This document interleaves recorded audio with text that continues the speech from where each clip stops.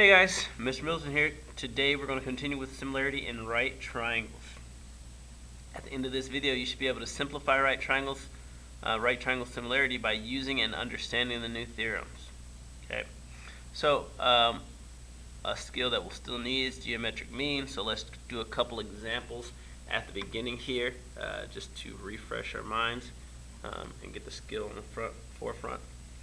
So if we have two numbers, 8 and 32, and we want to find the geometric mean, remember that we need to set up a proportion to solve that geometric mean. And in that proportion, we have our given numbers, 8 and 32. We'll put our geometric mean, in this case, that's what x stands for. And we'll solve the proportion.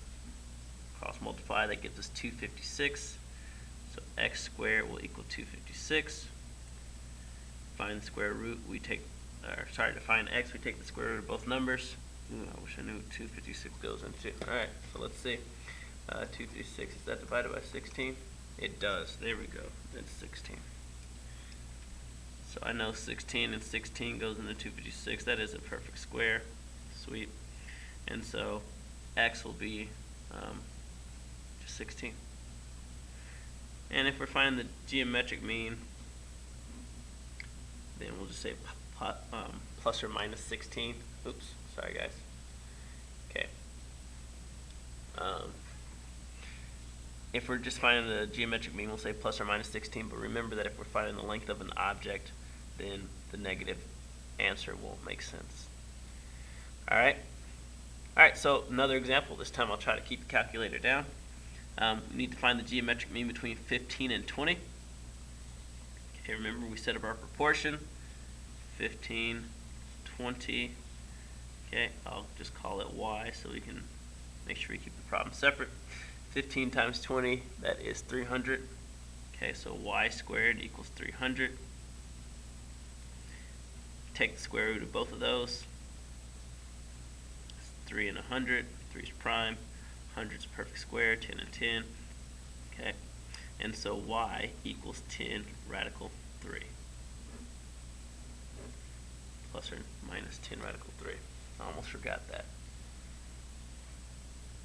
Okay?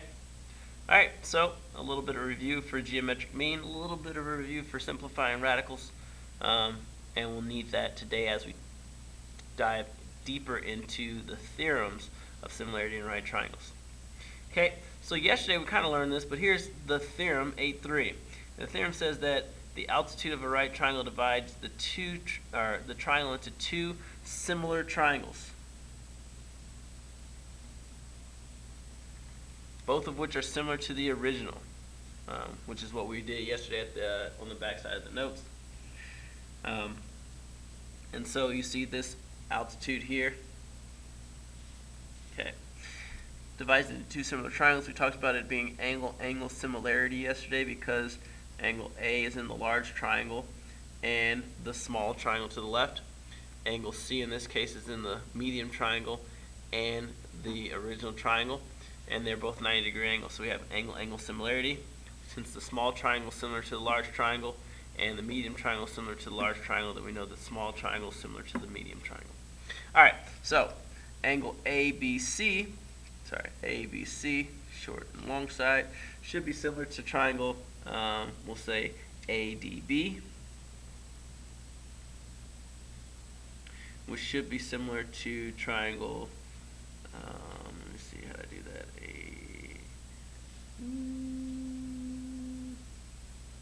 ADB and BDC.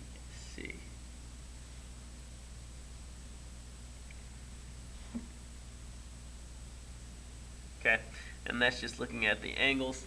Actually, I should probably better to redraw these and show you why that works out that way. There we go. Okay, so here's our original triangle ABC. Here's our left side where we have ADB, and here's our right side where we have DCB. Alright, so as we said, in our small triangle, that shares the angle A as a large triangle, right? We know they're 90-degree angles. Okay, so I have to draw those out. Our medium triangle shares angle C with the large triangle. Okay, and so you see that this third angle here should be the 2. This third angle here should be the 1. And so we just make sure that all of our 1s are lined up. A, B, C is this first one. Matches with A, D, B. Okay, and then this one should be B, D, C. Okay. Alright, so that's just redrawing, relabeling those angles just so we can see why that works out. Sorry for the delay. Hopefully that shows you a little bit more of why we set up our similarity ratios like that. And you can see angle similarity that they are similar. Okay? Alright, so the whole point of this is to try to set up a shortcut so that you don't have to draw and label 9 sides each time or redraw 3 triangles each time that you're doing these problems. Okay? This first corollary, which is basically just a shortcut, corollary is just if one thing works, then this makes sense. That's basically what a corollary is, a logical conclusion based off of common or previous knowledge. Okay, and so in this corollary it says in a right triangle, and this is just referring to the original, the large triangle, the length of the altitude of to the hypotenuse, so this side, BD, or in this case x, is the geometric mean of the lengths of the segments of its hypotenuse. So this will always be the geometric mean between this segment and this segment. Okay. And that's kind of helpful for us because doing this kind of allows us to simplify our problems a little bit. If we can find this geometric, or x here, really helps find all the sides a little bit easier. Makes finding all the sides a little bit easier. There we go. And so our geometric mean between these two segments, so we need to find the geometric mean between 4 and 9. That's x. So we'll cross multiply. X squared will equal 36. Take the square root to find x, and that makes x 6. And remember that it doesn't need to be plus or minus because it can't be negative. It can't be negative 6 here. So x is 6. This length is 6, and we didn't need to redraw or relabel anything in order to do that, just because the corollary says that this has to be the geometric mean between these two numbers. Okay, and so the benefit of understanding that corollary. All right, and this is a corollary that you'll use, and I'll expect you to know by heart. Okay, so corollary 2, second thing. Okay, because remember, we don't just need to find this middle side. Sometimes we need to find these legs. And so here's the relationship. In a right triangle, again referring to the large triangle, the altitude of the hypotenuse separates the hypotenuse so that the length of each leg of the large triangle is the geometric mean of the length of the adjacent hypotenuse segment and the length of the whole hypotenuse. Okay, and so what that means is, so look at this leg x. This leg x is going to be the geometric mean between the segment of the hypotenuse closest to it, 8, and the entire hypotenuse, 18. 8 plus 10. So I can say that x is the geometric mean between the segment closest to it, 8, and the entire thing, 8 plus 10, 18. So I can solve for x as x squared. So let me straighten this up just a little bit now that I'm at the bottom. X squared equals 144. Take the square root. X will equal 12. Okay? Take a second and try to set up y. Okay, because y is a leg of the original triangle as well, right? So it's going to be the geometric mean between the side of the hypotenuse adjacent to it, in this case it's 10, and the entire hypotenuse, which is 18. So y squared is 180. That's 64 times 5? No, that's way too much. 18 times 10, 9 times 20, 18 times 10. No, okay. I'll just have to break it down. That's why I like the tree method, because I have less thinking to do. 9 times 2, 5 times 2, all right. 6 times 5, that's what it would have been. All right, so I have a pair of 3's, I have a pair of 2's, so those will go on the outside, and on the inside with no pair is 5, so 6 radical 5.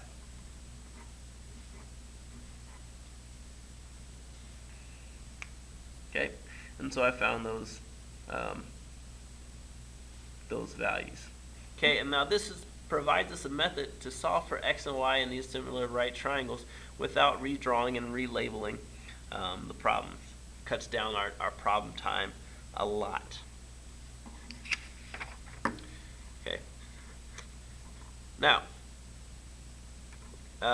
sometimes the values that you're trying to find will be the geometric mean, while sometimes the values that you're trying to find will just be one spot of the proportion. So it's really important that you understand how to set up the proportion so that no matter where the variables go, you're able to solve for it.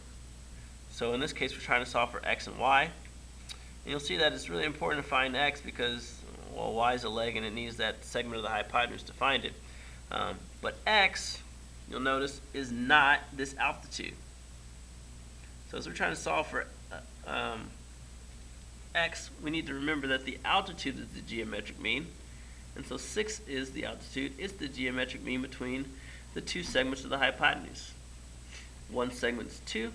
The other segment, we don't know. We'll say x. And so now we have our proportion that we can solve. 6 times 6 is 36 equals 2x.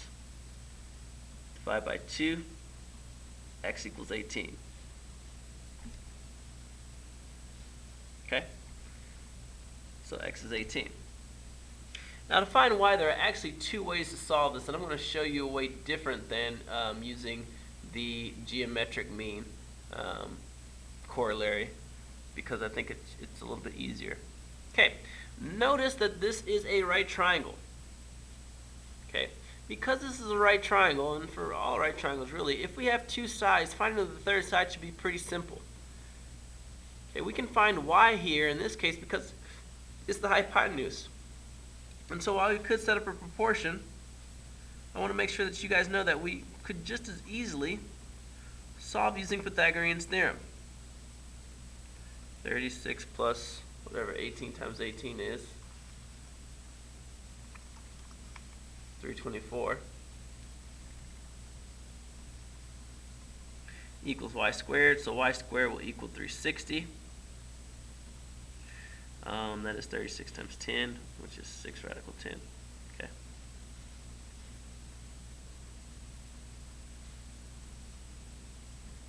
Okay, so y would be 6 radical 10. And that's using Pythagorean theorem. If you were trying to set up the proportion to solve for y, here's how it would go. Because I know that you want practice with that so you understand a little bit more. Y, this leg, should be the geometric mean between the side of the triangle that it's, or the side of the hypotenuse it's adjacent to, so it's adjacent to 18, and the entire hypotenuse, which is 18 plus 2, 20. Okay, so you would have still got to the point where you still have y squared equals 360. Okay, so no matter if you use Pythagorean theorem or you use the corollary, you would get to the same point. All right. Now for a problem like example 2, if you're, you can really choose any way that you want to do it. Okay, you can choose any way that you want to do it. Obviously, finding this altitude makes the problem a little bit easier. Okay, and so if there's only one that you're going to remember, which I would tell you there's only two, so try to remember both of them. But if there's only one that you're going to remember, you should probably remember this corollary. This altitude is the geometric mean between the two segments of the hypotenuse. Okay, so if I wanted to find y in this case, and I'll find this first because you're not really bound by alphabetical order. 4 over y equals y over 5. multiply, y squared equals 20, take the square root, it's 4 and 5, 2 and 2, 2 radical 5, so y is 2 radical 5. Okay, I could now use 2 radical 5 to solve for the Pythagorean theorem to find z, and use the Pythagorean theorem to find x. Okay, so you don't need more practice with that as far as this video goes, but if you'd like to do it that way, go ahead and try your hand at it. I'm going to set the other two with the proportions from the corollaries that we talked about. Okay, so x is this leg and it's adjacent to this side, and the entire side is 9. That's 4 plus 5. So to set up the proportion for x, I know that x should be the geometric mean. The leg of the triangle should be the geometric mean between the segment of the hypotenuse closest to it, 4, and the entire hypotenuse, 9. Woo. Okay, cross multiply, x squared is 36, and so x will be 6. I'll do the same thing with z. Z is this leg of the triangle. It should be the geometric mean between the segment of the hypotenuse closest to it, 5, and the entire hypotenuse, 9. So z, the leg of the triangle, geometric mean between the segment of the hypotenuse closest to it, 5, and the entire hypotenuse, 9. So z squared equals 45. Take the square root. Z will equal 9 times 5, or 3 radical 5. Okay, 3 radical 5. And so that's our answer. Again, if you use Pythagorean theorem, you really should get to the same point. You should get to the point where you say x squared equals 36. You could get to the point where you say z squared equals 45. Okay, and then it's all about simplifying the radical correctly.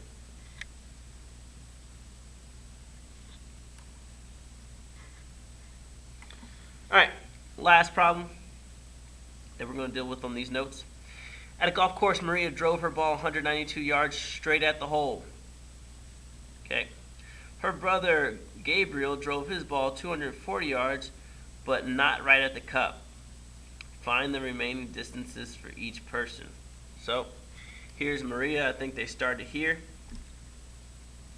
So Maria drove 192 yards here.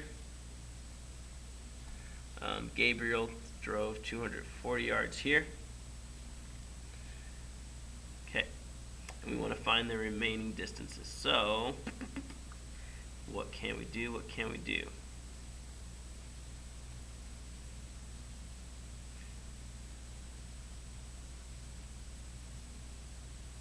What we're going to do is we're going to see, basically, probably want to find out how far apart these two are, right?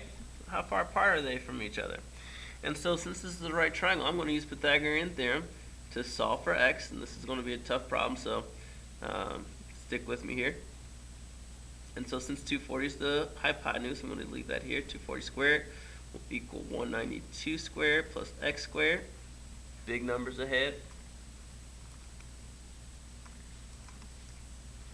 57,600 equals 192 times 192, 36,864. 64. Okay, 5,760 minus 36,864.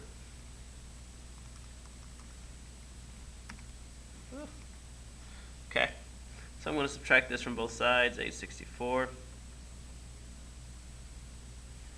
And that gives me 20,736 equals x squared. So now I need to take the square root of that, type this button here, and that's 144. Sweet. So this is 144. Alright, now that helps me in the sense that I know that this leg, 240, I need to find this, which I'll call y, and I need to find this, because y and z are going to be the distances. Z is going to be the distance that Gabriel is from the hole, and y is going to be the distance that Maria is from the hole. Okay, and so I need to find y. I know that this leg is going to be the geometric mean between the segment of the hypotenuse it's closest to and the entire hypotenuse. So here's how I'm going to set this up. 240 is going to be the geometric mean between the segment of the hypotenuse it's closest to and the entire hypotenuse. And now the way that we're going to write this, we're going to say 192 plus y. Okay, and we have to say plus y because we don't know what y is, right? So now we cross multiply to solve. 240 times 240 we already found out earlier is 57,600. 192 times 192 we already found out earlier is 36,864 plus 192y. Okay, and so what we'll have is 20,736 equals 192y. And so 20,736 divided by 192 should give us how far away Maria is, and that is 108 yards. Cool. And thanks for finding that, because that makes the second part of the question a little bit easier, because we need to find what z is. And again, z is the leg of the triangle, and so z is the geometric mean between the segment of the hypotenuse it's closest to and the entire hypotenuse. And so, try to set it up here. Z is going to be the geometric mean, so I can put that in two places, between the segment of the hypotenuse it's closest to, 108, and the entire hypotenuse, which ends up being 300. So z squared equals 108 times 300. 32,400. And to find the answer to that, I'm going to take the square root. And z is 180. 180 yards. Whew. Very involved question. Okay. Alright, so if you need to go through and watch that again, I know that was an intricate problem, but if you could do that and you follow and track with that, then you're going to be in great position to do some practice with those problems, and find use similarity in right triangles and their corollaries. Okay, so just gave you a few extra strategies here, using Pythagorean theorem when helpful. Also, some practice with the corollaries to kind of take some time off of your assignments. Okay, see ya.